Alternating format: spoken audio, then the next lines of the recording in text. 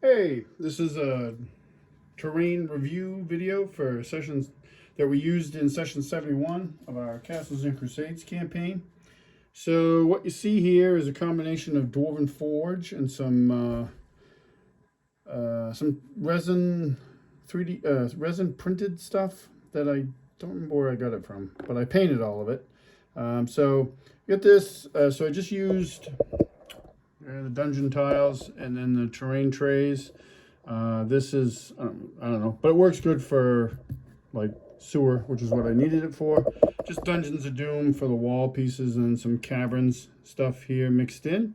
Um, these spider webs, like here, the ones you see around, those are, I got a bag full of that stuff from, I don't, wherever you guys might be, but we have these stores that pop up, they're seasonal, called Spirit of Halloween. And one year I was going through the checkout line and I saw this plastic bag full of what they call like spider webbing. And I think it's supposed to be used to decorate your house or, you know, front yard or whatever they use it for. But I grabbed a bag, they were super cheap, and I just pulled it off, cut out pieces of it, then like teased it up to get a, so you could actually see through it a little bit, and it wasn't so, like when I snipped it, like it had a square edge, so I wanted to get rid of that. And then I just kind of draped it over this to make it look like spider webs.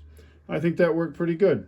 So these are, like I said, these are some resin stuff that I printed up. This is a bed with like spider eggs and webs on it. And then there's another one here, no eggs, but it's got like the webbing and stuff. And I wish I could remember who made these. They're actually pretty cool. I want to say, yeah, I don't want to say because I know I'm going to get it wrong. I got them online though. What else? So we got, we'll keep going with terrain. So we got these pillars. These are just, I made these. I made a bunch of them. I have like I don't know, 11 or 12 of them. They're just made out of foam board, foam core cut and stuff. I think I saw, I've had these for quite a while. I saw the video for how to do it. I think it was on the Black Magic Craft YouTube channel. But they work pretty good. I don't use them that much. I forget I have them because I have so much Dwarven Forge stuff. I sometimes forget that I have like all this stuff that I made too.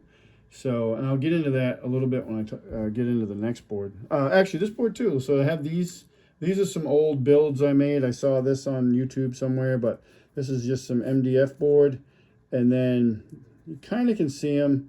There's these eggs. They're supposed to be spider nests, and those are probably, as a matter of fact, I know they are. They're airsoft gun BBs that I just painted up, and I put them on a base. Just glued them onto a base and then covered them up. This webbing is a used dryer sheet. So I just got that, and I saw that on YouTube somewhere, and just teased the heck out of it, cut it, and glued it on. That worked great. See, miniatures. These are just spider swarms from WizKids. These are old miniatures. I got a bunch of these. Spiders are like my favorite, probably my favorite monsters to use. I still like to use them even into, we're in the higher levels of like 7th, 8th level characters. I've found a way to keep using them and making them effective. So I like to use spiders. Fun. It's a little, it looks like this is resin printed. I'm not sure where this came from. I think this was actually given to me by one of my players. It's just a treasure chest. So I had that placed in there. Players saw it too, so they knew they needed to search around once they got the combat finished. These guys, you've seen most of the miniatures, but these are what I'm using is were spiders, and they're Games Workshop miniatures. I don't remember what they're called, but I've had them for a while, and they're not really finished, but they work good for what they're at, for what I need them for.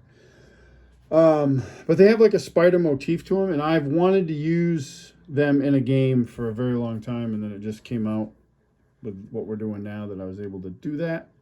This is a werewolf mini from Modifius's Skyrim miniatures game. I actually needed some werewolves for a different game. I was playing Shadow Dark with my Friday night group, and we had some werewolf stuff going on, including one character that could turn into a werewolf. And so I needed some more werewolves. So they had some good ones, so I bought the ones they had and painted them up. And I think I got three different ones now. But yeah, other than that, most of the miniatures I think you've seen. Everyone, if you follow the videos, have seen before.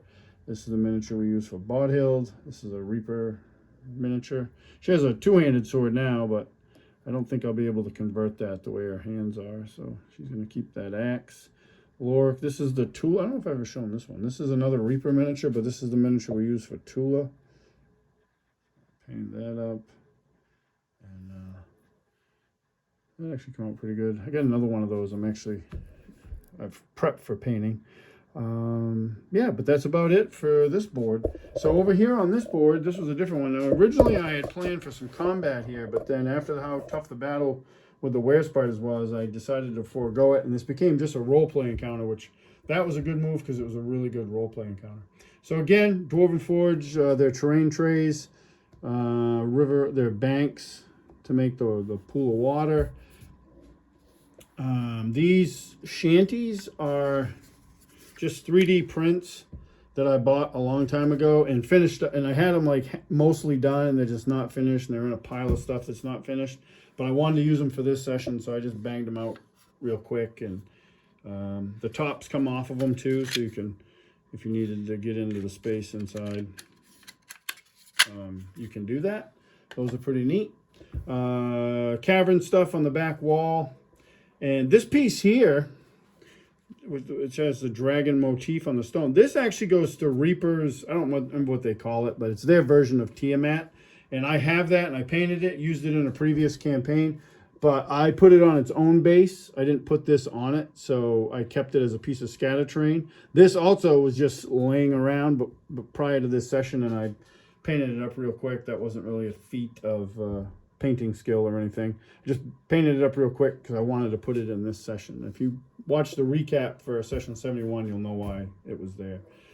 These statues are a combination of the dragons are Reaper Bones miniatures, and the bases are cast. I cast these out of dental stone, I think, from Hearst Arts molds. So I made two statues a while ago.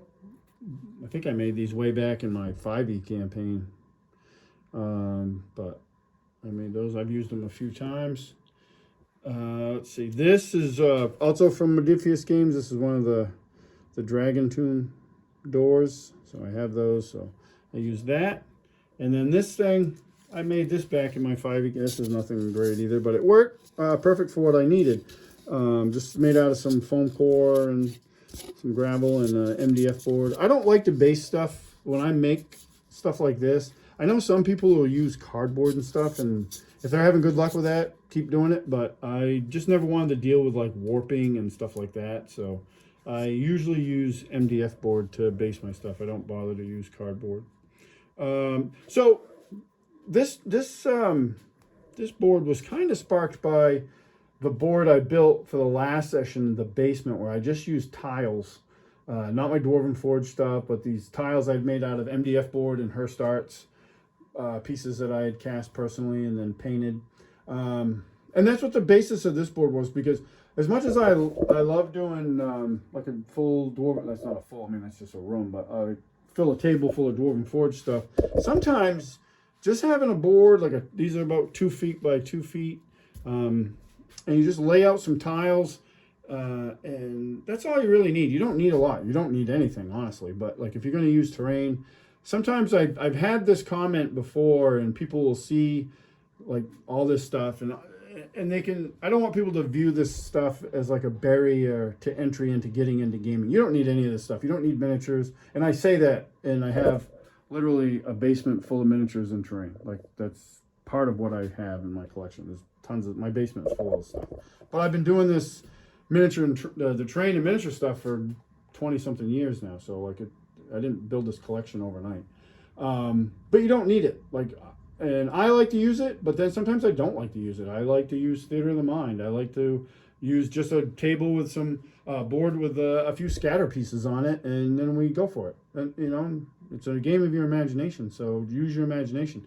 If you have the means and the stuff to build out full dungeons, and that's what your group's into, more power to you. I've had the comment from a few people about like it gets kind of overwhelming. Like they're like, oh, I don't know how I would build all this. Like they're thinking of an encounter, and I understand that because that's how my brain works. I a lot of times envision or build encounters around the idea of terrain or miniatures.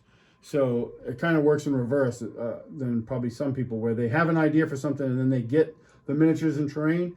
I'll see or think of miniatures and terrain, and then from there, that creates an encounter for me. And it can be daunting because you'll be like, oh, well, how am I going to build this huge complex? And what I tell people, you're not going to. Just don't get hung up on that stuff. And if you needed, like say this was part of some huge dungeon crawl that you had mapped out. Well, you don't need to build the entire dungeon crawl if this is one of the only rooms where the encounter is going to take place. Just build this room. Yeah, it is cool to look, and you know, I'm very fortunate. I have this really big long table that my friend Chris built for me. It's 13 feet long. I can fill the thing full of terrain, and that's awesome. It's super fun. It's also a lot of freaking work, and to put it all together and then tear it all down. So most of our games are this. They're on 2 foot by 2 foot boards, or in their dungeon, you know, Dwarven Forge stuff, or just scattered terrain thrown together. You don't need to go crazy. You can do this over time, especially, you know, like if I'm, you know, if there are any like younger people watching that are just getting into this, and don't let this, you don't need all this stuff. If you want to get that stuff, it's great. You can build your collection over time. Like I said, I've been doing this, I've been gaming for 40 plus years, but like really into miniatures and terrain for the last, no, I wouldn't even say 20 years. Miniatures, yes, I've painted miniatures for 20 plus years, but terrain, I did it just because I like to paint miniatures and stuff. I use them a little bit in gaming, but it wasn't until my son, who started playing at around maybe 6 or 7, that I really started diving into terrain and miniatures. So I'm probably looking at more of like 15 years or less of collecting to get, you know, all this this collection that I have. But you don't need to do it. Like I play games that are theater of the mind with other people, and I love it. Like it's great. But you know, my group, we tend to like, and I like to use miniatures and terrain. It's nice having that stuff there. My group likes it. Some groups don't. There's a billion different ways to play these games, so have fun with it. But don't feel like you have to do this to get into the hobby. You don't have to. When I played as a kid, I didn't have any of this stuff. If we used miniatures at all, it was probably a M&M that we ate afterwards or during the game.